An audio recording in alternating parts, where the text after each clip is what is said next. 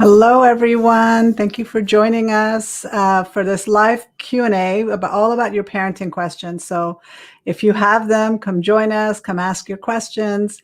And I'm just going to wait for a couple of minutes for everybody to get here and for my guests to join me, and we'll get started. So let me check in to see what's going on. I'll just go ahead and see.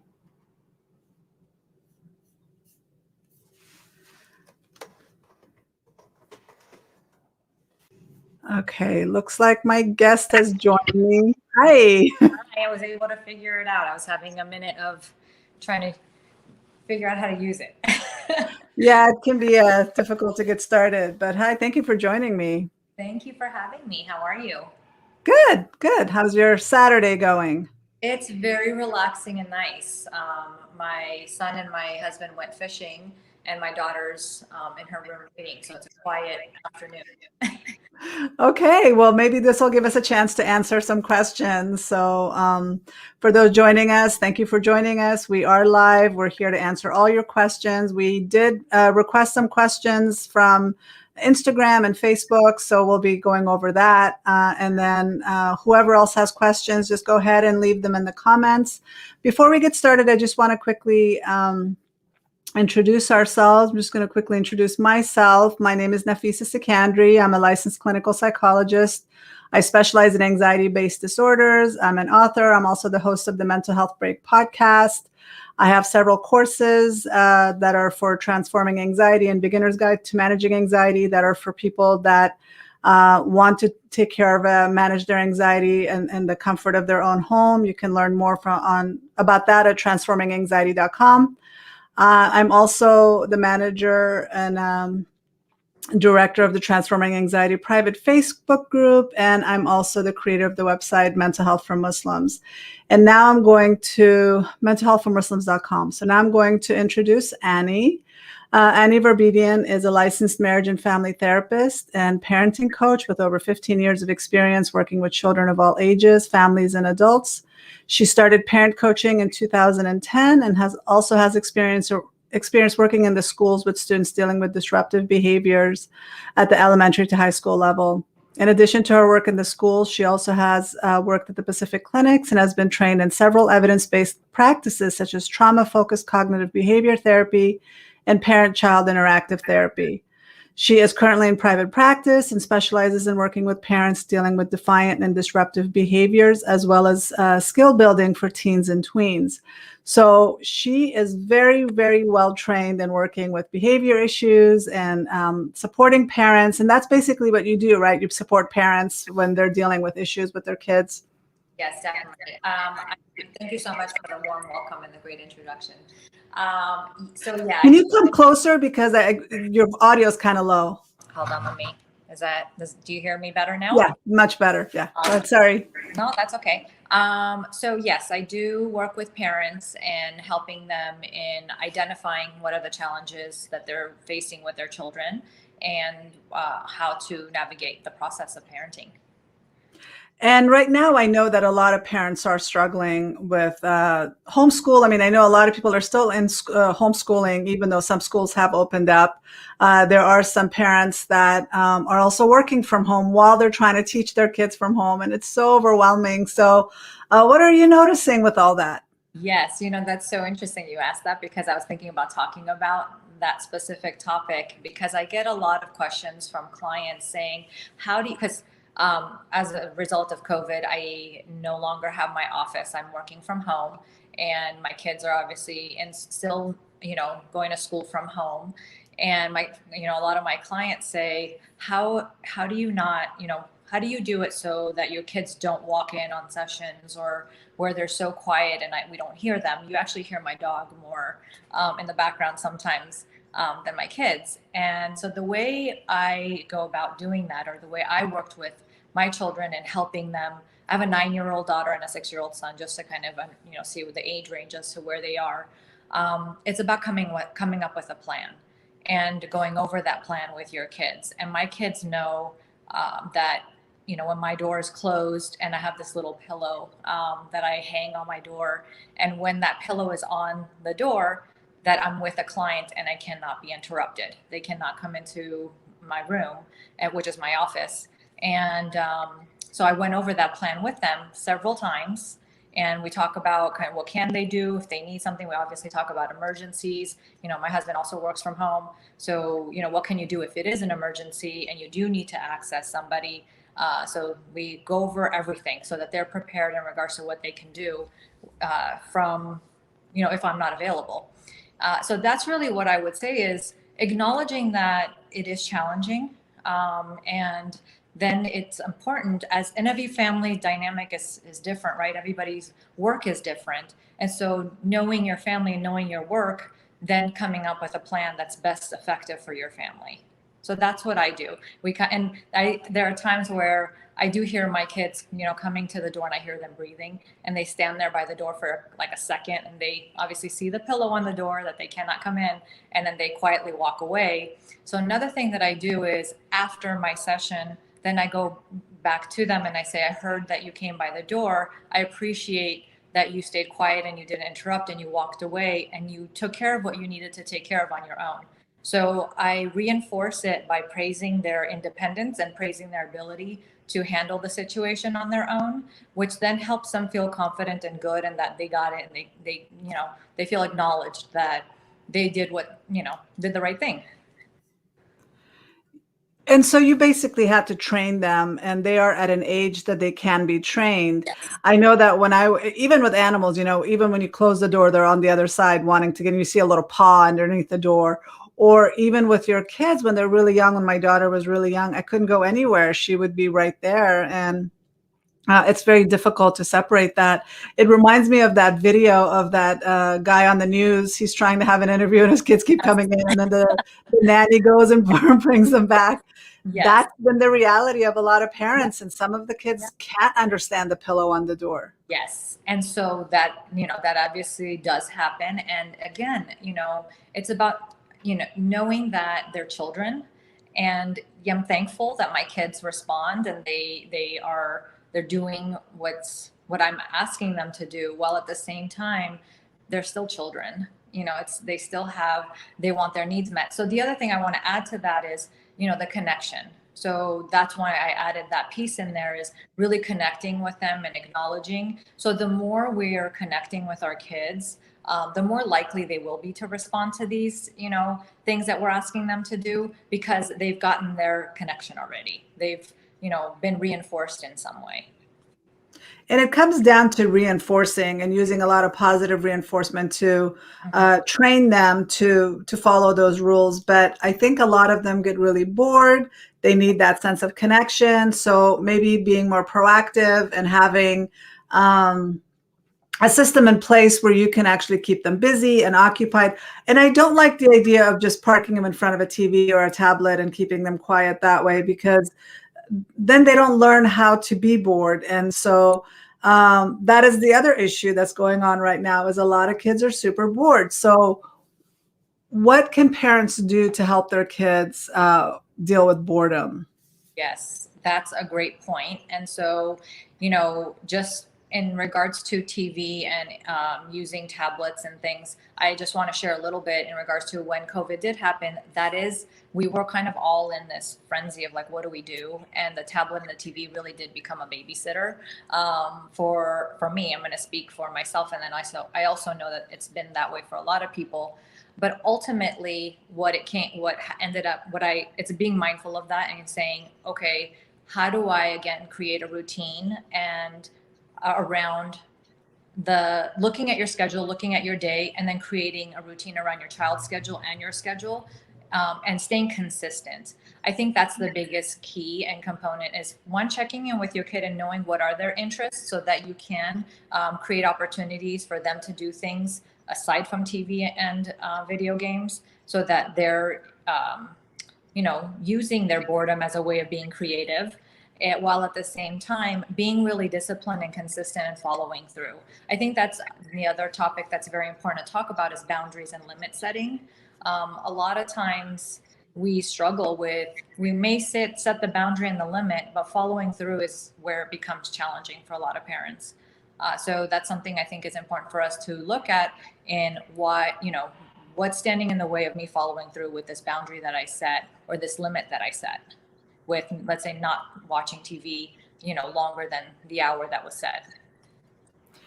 I think the setting limits can be really difficult for some people. It's a lot easier just to give in because kids are so smart. They know how to keep pushing and keep pushing and keep pushing. And then even if we say no like 50 times, that 51st time we say yes, they win. I love And so that. the next time they know, I just have to do it 51 times. And so they keep pushing. And a lot of parents are worn out by then, and especially if you have more than one kid. So Yes. how do you support parents to stay the course and not give in? One, acknowledge and validate that yes, it's hard. Yes, you're going to get the 51 times of please can I X, Y, and Z, whatever that is. And then coming back to why are you saying no to that? What's your intention? Are there things that we can be a little bit flexible with? Can we negotiate a little bit while at the same time still managing and maintaining our boundaries and limits? So knowing what are the things that we can be a little bit flexible, like are we saying no to everything? Or can we say yes to certain things so that we give some space for our kids to have some power in certain situations? So that's one piece. So acknowledging, validating that it's challenging. Second, really looking at, are we saying no to a lot of things that maybe we can say yes to? And the other component is, why are we saying the no? So I can give you an example of a situation where my daughter wants to, I'm sure a lot of parents know about Roblox and Minecraft. That's like been the biggest thing for kids nowadays. And so she wants to, make friends on there with people she doesn't know. So that's a hard no for me, because I just know in regards to a lot of exposure and stuff, and I don't know who this person is. You don't know who this person is. So I've explained all that several times, and there's still the every other day, why not? Can I please? So it pushes you. It gets you to the place where sometimes parents cave. So that happened the other day. I was really tired and I had a long day of clients, and she came up to me and said, can I please make friends with this person? I'm playing this game. Can I just add this person? So I wasn't, to be really truthful, I wasn't really listening. I was so tired. And so I said yes. I was like, okay, fine, yes. And she walked away with, oh my God, yes, I got it. What I wanted. And I walked away from the situation. I was like, hold on. Whoa. No. That's not what I wanted to say. That wasn't the yes. So I went back and I said, I'm sorry, I wasn't really listening to you. I was really tired when you asked me.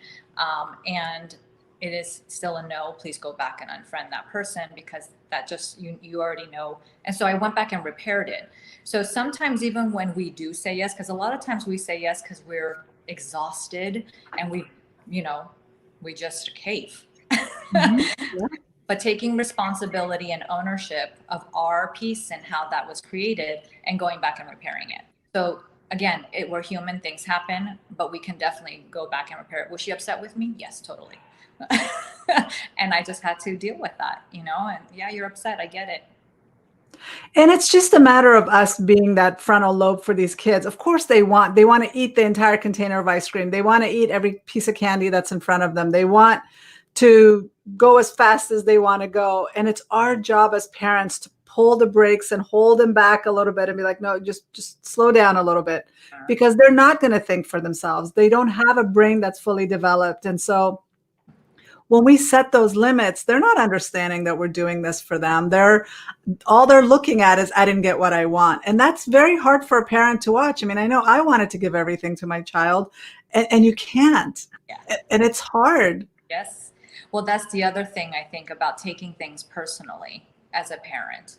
So I feel as a new parent, when I was a new parent, I took a lot of things personally because, I wasn't trained in a lot of things that I'm trained in now. I was also a new parent, so it was all new to me. Mhm. And so when my child was saying, I hate you and you're being mean right now, or you're being a mean mommy because I didn't let them watch TV longer than they wanted to watch, it hurt. It was like, but now, now that it's not personal. I know my child doesn't hate me. They're just angry because they didn't get to watch TV.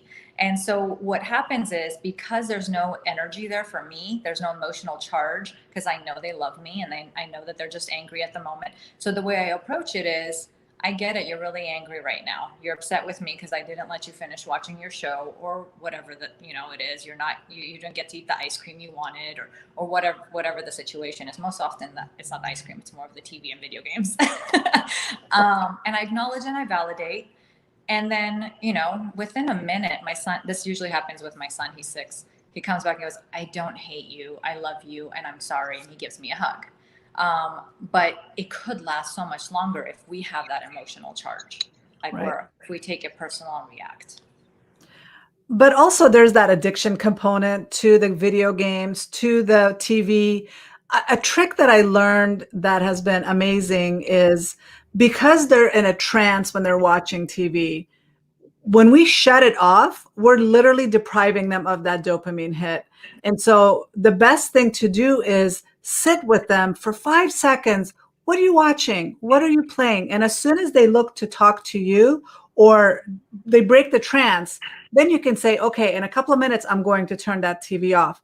It makes such a huge difference because it prepares them for that action instead of just completely shutting it off without them being prepared. Yes. And there is that addiction hit that not necessarily addiction, but that hit that the kids are getting. It's a chemical hit in their brain. And so we can't just shut it off. And I remember being a kid and my mom would turn that TV off without giving us that warning. I remember how I reacted to it, how much I hated it.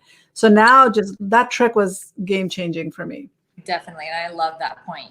And also in advance, letting them know 10 minutes, in 10 minutes, you're going to turn the TV off. The other thing that is also helpful is giving them a little bit of, after the 10-minute warning and, sitting with them and connecting with them, you either can turn off the TV or I can turn it off for you. Mm-hmm. So it gives them a little bit of in some way choice, but not really, but you're giving them some power in regards to them being responsible for turning it off. But that goes with giving kids two choices. Both they have to do. They choose which one they do. It's like even with clothes. It's 2 items you want them to wear. They just get to pick which one they want to wear. That gives them a sense of empowerment. Exactly. And then turning the TV off by themselves. You can also tie a little reward to that. It's like, oh, good job turning the TV off when you were supposed to. But I know time is such a weird concept. I mean, if I don't set the timer for cooking even, I will burn things. So the kitchen timer is incredible. It's so valuable. The timer on your phone, because we forget. We might say 10 minutes and those kids are just watching. It's like, oh God, I get to watch for 10 more because mom is distracted. Yes.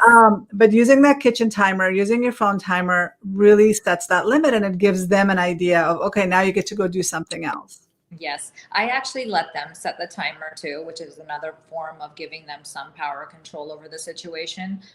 So I say, okay, here's the timer, because we have this red timer that we got, and they set the timer and they're responsible for when that goes off. And the minute it goes off, okay, you either turn it off or I turn it off. And so that's kind of the approach. Are there times where there's huge meltdowns and even after the 10 minutes, the timer they don't want to do it? Yes, for sure. And so then that's really around the limit and boundary setting and staying consistent. I get that you're upset, right? Acknowledging, like, I understand you don't want to turn this off. You're so into the show, and acknowledging, validating, and still staying consistent with the boundary setting. I think we as adults have a hard time with that, especially with the Netflixes and the YouTube where it automatically renews, goes into the next episode. If we don't know how to set a limit, imagine how hard it is for a little kid whose brain is not developed. So we have to figure out a way to distract ourselves. But one thing I found really replaced that TV hook was audiobooks or playing cartoons or whatever through a speaker instead of watching TV. Then they're listening to stories while they're playing, while they're doing other things. And that builds their auditory processing, which is really amazing. There's so many great podcasts that are for children. There's so many stories that you can play. And some people have even recommended putting a blanket over the TV and letting them hear the story instead of watching, because that really helps them build their auditory processing and builds their attention skills. So yes, those are great. The other thing is also in regards to when you're talking about boredom. So I like things clean, but I had to get over that once I had kids to some degree. And so my kids are allowed to kind of make a mess of, the house and make not a mess of the house, like they make forts and like really be creative in their play. And so, they do their homework now together during the asynchronous time, and they create like these huge tents and forts and pillows, and they go underneath these tents and do their schoolwork together. And that works for that works for them, right? That kind of gives them the space to be creative, to, it is a mess, yes. But then there's like, okay, how do you clean it? It's important for you guys to clean the mess up. But I guess the reason why I'm sharing that is sometimes we have to get over our own comfort in regards to it has to be a certain way, so that we can, in some way give some space and creativity for our kids to explore and be bored so that they can be creative. I know that when I was, because I've always talked about how I have a history of anxiety and I can be very impatient, and it's like, go, go, go, like now.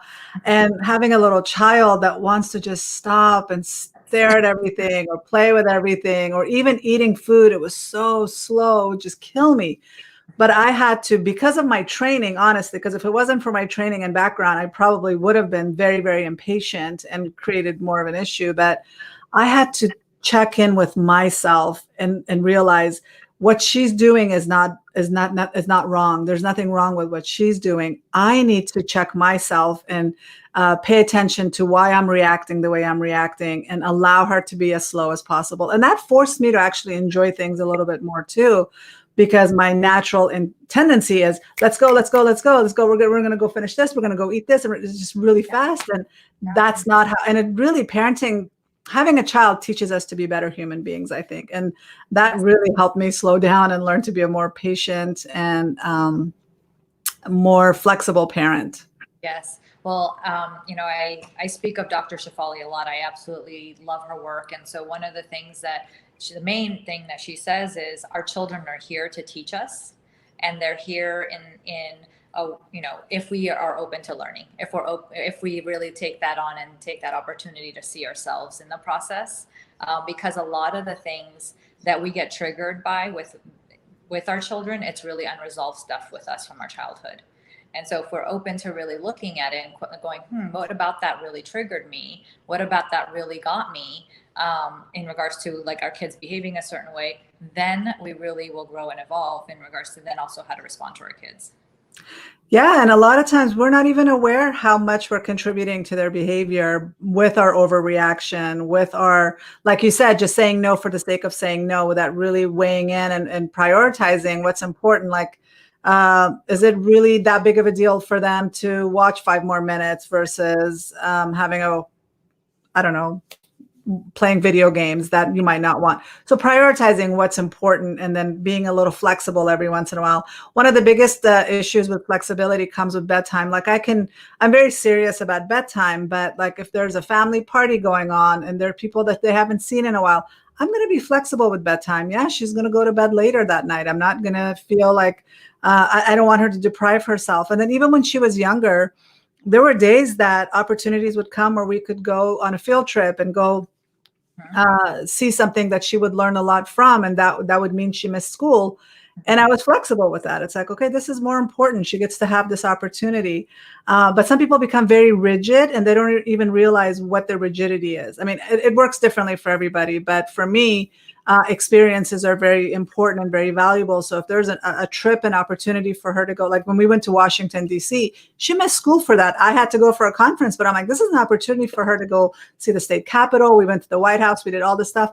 that was very important, and we have to be flexible. And it doesn't have to be that extreme. It could be taking a mental health day with your child and just doing fun things and not making them feel like it has to be so rigid. Yes, that definitely. And the other thing I want to add to that is whenever, let's say, we are, you know, being flexible and pushing the time for bed, and because there's different activities and stuff, it's important to be mindful that um, there may be tired, right? And so it's tuning into that as well. And all right, I pushed the time because we had movie night, let's say, and so once the movie is over, I have to, as a parent, notice, well, now it's past their window of sleeping and they're probably a little bit more tired. So I can't expect the routine to go as seamlessly as I would like to if it were the regular routine. So part of it is, you know, we as parents just in tuning in that moment of going, this might be a little bit of a rockier nighttime routine because we're tired, they're tired, we've passed that time frame. So just checking in with that and kind of being patient through that process as best as we can, as we're transitioning to the sleep. I'm speaking specifically in regards to sleep at this moment. Oh, totally true. That they do have we all have our own, like even for me, my bedtime is around 10 o'clock. Even if I'm at a wedding and the party's going on until 2, 3 in the morning, around 10 o'clock, I'm starting to yawn and want to go to bed. But once I go past that, because if we go past our sleep cycle, we will go into another cycle. And so they might have a hard time falling asleep. It might just really affect them the next day. But that's part of being flexible. I remember I have a story about this. I'm a huge fan of Garth Brooks, and he was coming to town, and I've been wanting to see him for years, and I never did. And the only tickets available were for the 11:30 showing. And I'm just like, we gotta go. That's the only time. And it's like, my daughter was like, she was around that age that I thought, oh, it's her first concert. She might actually enjoy this. And so we took her with us, and she fell asleep 10 minutes after getting there, knocked out during the entire live concert. And I don't know if you know much about Garth Brooks, but he's very loud and he has great shows. And it's it's a concert. Right. Through the entire show, she's knocked out. I was like, how is this possible? This girl never falls asleep. She would, like, even at weddings, she'd be wide awake. That day, she was exhausted enough that she just got down. Yeah. I mean, it's unpredictable. Yeah. I think that's really around, well, that's what you need. That's, here's the chair. We let her sleep. Yeah, she was totally fine, and just put a sweater or something on her, and she was just totally good, and carried her to the car. Yep. But it's a matter of just being flexible. One of the questions that somebody asked about was the tantrums that they have, especially young kids. And yesterday I posted a video of this dad at a Walmart parking lot that was having a conversation with his kid about, setting limits. That we're not going to go. It's a privilege for you to go and walk around Walmart with your mom and shop. And if you're choosing not to follow those rules, then we sit here in the parking lot and we watch the people, and we're going to have this conversation, and you're going to sit on this car until you calm down. And he was having such a wonderful discussion with her and really helping her understand how she has a role to play, and she has some responsibility. And if she pays attention and she follows the rules, she can go to Walmart and earn that privilege. If not, she's sitting in the car. So, but that is a problem that a lot of people have, especially when they take their kids shopping or they go to somebody's house and the kid ends up having a tantrum and they can't stop. So what are some suggestions that you have? And we can just maybe discuss that. Well, the example you gave really is great in the sense that it sounds like he isn't taking her behavior personal. He's really just tuning into his child and saying, acknowledging that she's having a hard time, and he's sitting with her and giving her space to feel whatever it is that she's feeling, while not making it wrong. And just, in the sense, like acknowledging, like, okay, well, if this is what you need, we're going to sit here until, I didn't watch the video, but I'm assuming that's kind of what he was doing, until she's kind of in a place where she's able to be ready to go and walk at Walmart. So really it's around, and I know that I do a Q&A on my Facebook page on Fridays, and I talk about taking that pause as a parent to check in with ourselves when our kids having their meltdown or tantrums. it's really around kind of stopping for a second and breathing and working through for a minute of our own internal reaction to how our child's behaving in that moment, and what our trigger is. So, because sometimes it's really around, what are other people going to think about my child, about my parenting in regards to how my child's behaving. So that's one thing. And about a lot of times people struggle with, I have to get my child to behave if we're out in public, because what are other people going to think? And what I usually say to that is, it's really most people have that thought process. And I could imagine that what's most important is really around just staying tuned into your kid and making sure that you're working with your child and helping them through that process, because the other person is not coming home with you. And they have their own things that they're, I'm sure, thinking about and worrying about.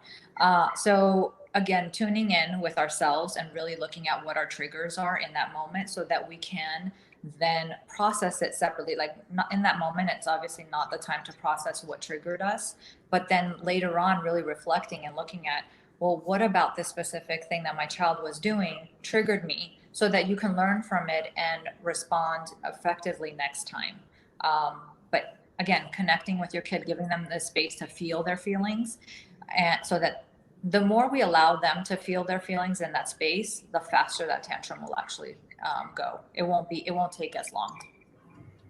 But like you said, not taking it personally, because when we take it personally, then we're reacting, we're embarrassed, we're making them shut down, because we don't want to feel embarrassed. But if we're actually not taking it personally and just really looking at what's going on with this child, let me take them outside, get them away from the distraction, no matter how embarrassing that might be actually the best thing for the child, to go and have a space to calm down. It also could be a mental health issue, because I have a patient that her child ended up having a full-blown panic attack inside a store. All of a sudden, she started freaking out about people eating meat. Why are we killing animals? And just started really, really panicking. But a lot of times, unless it was that specific, we're not going to know that it's a panic attack. And kids can definitely have anxiety, and their anxiety shows up differently than adult anxiety. And so we need to kind of see what's going on with that. Why are they panicking? Why are their brains getting so stuck that they're unable to move past? But just like with any child, the more they're panicking, the more we need to calm ourselves down and create a sense of calm for them, instead of getting all riled up with them, because that's just going to set them off and trigger them even more. Yes. And the other thing around that is, if we're reacting to their tantrum by escalating ourselves, then we're actually modeling for them the thing we're trying to get them to stop doing. Right. So then what message are we sending to our children? That it's okay for me as a parent to yell and scream and get frustrated and react, but it's not okay for you to do that. You have to stay calm. So again, it's, our children are learning from what we're doing most of the time, not only what we're saying, but what we're doing. They're watching us and they're soaking it all in. My daughter calls me out, calls my husband out, and when we're doing things, like if I have on my phone past the time that, because we have limits in regards to when we need to put our phone away, because we're trying to model appropriate usage of our devices, and it's hard. So when I'm on my phone, she's like, you need to put your phone away. And she's right. And I'll say, yeah, you're right. I do need to put it away. And so I go and put it away. But again, they're watching what we're doing. They're not just hearing, they're paying attention to everything. But I also used to encourage my daughter to call me out and encourage her that, yeah, I believe in fairness, and it's not right that there's so many things that I stopped doing just to make sure that it was fair, like drinking soda. She wasn't allowed to drink soda. I never wanted her to say, why can you guys drink soda and I can't? I mean, I know some people are like, well, we're adults and we can do that. And it's like, you can take it over to the alcohol and drugs or whatever, that we're the adults, we can do this. But it confuses kids, I think. If you're going to do that, do it privately. Like I could have easily had soda other times, but I thought it was just it's a good time for me not to do that anymore. Or if you're going to drink or do drugs or whatever, don't do it in front of your kids, because it is confusing. And we can also take it to the next level of hitting kids for hitting kids, right? If they're hitting somebody, we hit them because they hit somebody else. what kind of message is that sending to kids? And that it's very confusing for them because they don't understand the disparity that, okay, you're a grown up and you can do this. But we're also not teaching them. We're getting that short-term reward of, okay, we got them to quiet down because we hit them. But what lesson do we teach them? What do they learn from being hit? We didn't give them the tools of what to do better the next time. Yes, yeah, definitely. Shows that um, the opposite of what we're trying to get rid of. In regards to, we use our words, we use our in expressing and communicating. So the other, in regards to modeling, it's so important to look at how we're with our significant others too, and how we're modeling that relationship in front of our children, because and truth telling. So the other day, my daughter said something, and it was something that was going to trigger my son, and so my husband was trying to kind of get her to not to kind of take back what she said, or like say a little lie to some degree, and she's like, well, thanks for teaching me how to tell a lie right now. Wow. And so that's how tuned in, it's really around, well, what are we also, like, it was a small little thing. It wasn't like anything, but they're hearing that the interpretation is, well, it doesn't matter. It's a small little lie. It's still teaching me that it's okay. So then we had to go back and repair that conversation of, you're right, we need to still be truthful. So all these moments really are around us just kind of tuning in and recognizing and taking responsibility. Ultimately what it comes down to is allowing ourselves to be human, and that we are going to make mistakes. And that's why I like sharing these examples, and I hope they're helpful, because I feel like even though I may be trained in all these things, and I know a lot, know a lot of these things, I'm still human, and it still happens. It happens less because I do try to become more aware of a lot of the things. But it does happen because we're human, and I'm not raising robots. They're children who have emotions, and so really this conversation is about just really recognizing and looking at ourselves and seeing what we're creating, what we're bringing to this dynamic, so that we can make some shifts happen. And you're right, we are human just because we're trained in this. I mean, I always say if I wasn't trained, I'd be a horrible parent. But it's really helped me navigate. But at the same time, I wasn't a parent before all this. Even if I had all that knowledge, we're still learning and growing. We're still making mistakes, but it's just a matter of being okay with fixing that. You had mentioned the role modeling we're doing with our significant others. If we're name calling with them, if we're yelling and screaming at them, if we're using physical force with each other, the kids are watching all of that. And then so they're confused about, well, you and mom were fighting, so why can't I, do the same thing with my little brother? And it's just an opportunity when this is why parenting is the hardest job on the planet. It is so difficult because every moment we have to be aware that we're modeling and these kids are watching. And so it does force us to be more responsible and to look at ourselves and say, what are we teaching our kids? If we want to have, healthy adults that are going to be functional members of society, going into hitting them and using corporal punishment as a way to shape behavior is not always, it's not going to be the best approach to create healthy, emotional, healthy kids that are going to grow up to be responsible. I know that that's a common way for some parents to discipline, but there are so many tools. And that's what I liked about this video with this guy. He said, my mom used to beat me all the time. I refuse to do that. I feel like I can just literally just talk to my kid and I can help with that, shape that behavior. And I grew up being hit, but I refused to do that with my child. And I realized there's so many tools that I have at my disposal that I don't have to resort to that. Yeah. And, it's what type of, even though that will happen to you as a child, it's really looking at, because there's a lot of studies in regards to how ineffective that type of parenting really is, because it's enforcing more fear. It's not creating a relationship of trust. And the person that, says loves me the most is creating this type of, so then what is the world going to do to me? So there's also a lot of, ways in which what it creates in regards to unconsciously and consciously, how that then transpires in their adult life. Well, some people will justify it like, I'm glad I got hit because it prepared me for the reality of the world. And, I'm not such a wuss anymore. And I can, and sadly, it's a cultural thing. Like when I was growing up, every family did it. It's not like my parents were being mean or evil about it. Everybody did it because nobody really knew any other way. And even in this country, a lot of families continue to use that as a form of discipline.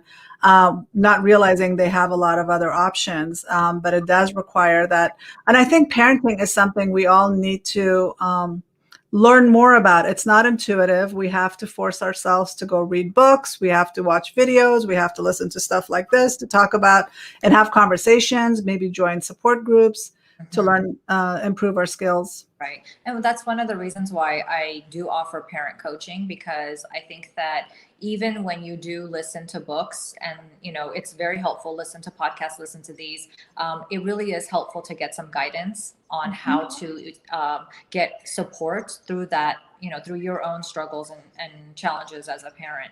And it doesn't have to be anything long-term. It's just more of some hand holding during the process for a little bit. I do believe that the more empowered we feel, the more in touch we are with what's going on with ourselves, and know about our own triggers and know about what our expectations are. The better we are going to be as parents, and we're going to present ourselves as the best version of ourselves with our kids, and we can encourage them to become open as well. And having a parent coach, going to therapy, getting support, like, we need all of this now because we're so divided as a family right now. Like if we lived in a small little village, we would have a lot of people guiding us and supporting us. But in this country, we're scattered, we're isolated. And so we do need coaches like you to kind of help.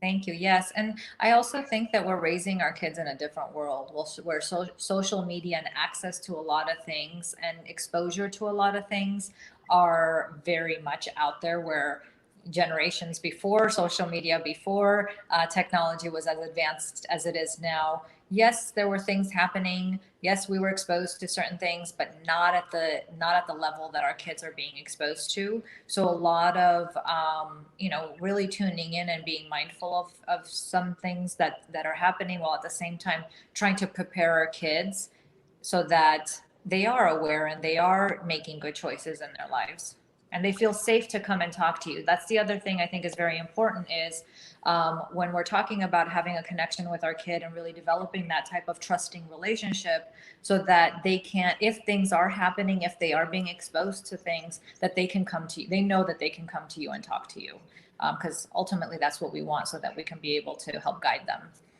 Invest in that connection because it'll pay off tenfold later on. Yes, yes. And whenever they do, the other thing I want to say about that is, when your child comes to you and says things that they were exposed to, they saw something or they heard something, it's really important to stay calm. I know it's challenging sometimes depending on what they heard on social media or what they saw. It's really important to stay calm and ask questions first. So what do you know? What did you see?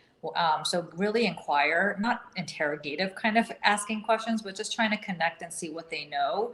And then reinforcing and saying, thank you so much for coming to me and talking to me, so that I can help you get clarity in regards to what this thing is, or what you did, what you saw. Because there's so much, with TikTok and all these things that are, out there, that our young minds are really being exposed to stuff. Yeah. Yeah. No, I have patients that are like as young as 7, 8 years old, taking their tablet to their moms or dads and saying, I don't know what I just saw, but I saw body parts that I shouldn't have seen. And that's a great opportunity for them to educate them and talk to them about appropriate use of those devices, and then set up filters if you have to, because like you said, we're living in a world that we're not prepared for. Our brains are not prepared for it. Everything is coming at us so fast.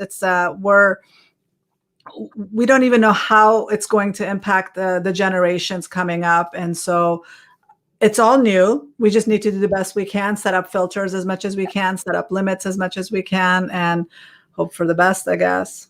That's right. Yeah, definitely. So that's the best that we can do.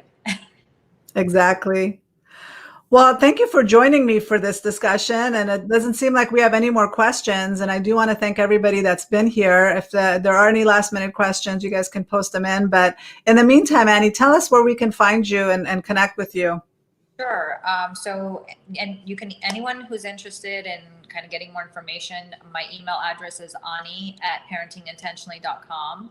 I have a Facebook parenting group. It's called Parenting Intentionally with Ani Varbedian. Please come and join. I also have a website that's parentingintentionally.com. So those are the best ways to get a hold of me. Awesome. I'm glad that you were able to join us and have this discussion. I think that a lot of parents, if they need help or if they want support, they can join your group and hopefully get that support that they need. And you guys aren't alone. This is a time that I think we're all confused, and it's just the pandemic alone is totally unforeseen and unexpected, and we don't know what we're doing. But reach out, join these groups, and get the support that you need. Yes. Okay. Well, we just got one comment. Nice. Thank you. So thanks again for joining us. Thank you for being here. And we will hopefully, you guys can reach out to Ani and join her group and leave comments if you're watching this afterwards, after the live. And if you have questions, we'll get to that as well. So again, have a wonderful day and thank you for being here. Yes. Thank you. It was so nice. Have a wonderful weekend. You too. Bye. Bye.